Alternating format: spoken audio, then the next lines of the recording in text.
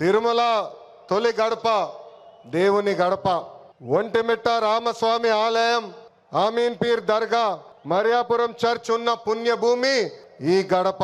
పౌరుషం, ఆత్మీయత, మహిళల్ని గౌరవిస్తాం నేర్చుకోవాల్సిన గొప్ప గడప ఈ కడప.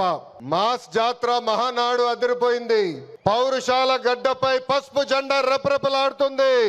దేవుని గడప కడపలో పసుపు పండగ నిర్వహిస్తాం. నా అదృష్టంగా నేను భావిస్తున్నా.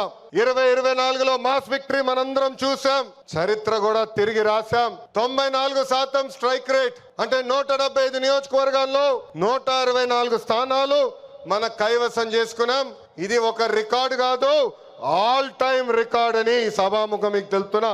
ఇది తెలుగుదేశం పార్టీ కార్యకర్తల నాటు దెబ్బ. జెండా బీకేస్తా అన్నారు, వాళ్ళు ఇప్పుడు పార్టీ కార్యాలయానికి టూలెట్ బోటు పెట్టుకుని పారిపోయే పరిస్థితి.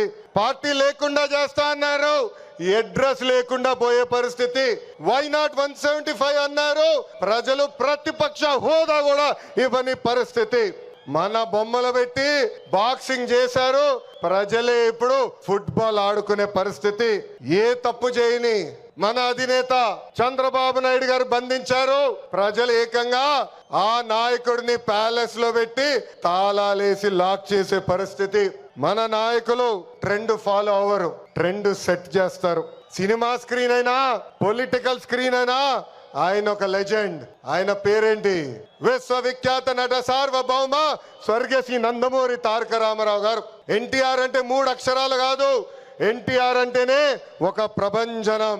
ఆయనే రాముడు, ఆయనే కృష్ణుడు, ఆయనే భీముడు, ఆయనే అర్జునుడు, ఆయనే కరుణుడు, ఆయనే ప్రజల గుండెల్లో దేవుడు. పార్టీ పెట్టిన 9 నెలల్లో అధికారంలోకి రావటం ఒక చరిత్ర. దేశానికి సంక్షేమం అనే పదాన్ని పరిచయం చేసిన వ్యక్తి అన్న ఎన్టీఆర్.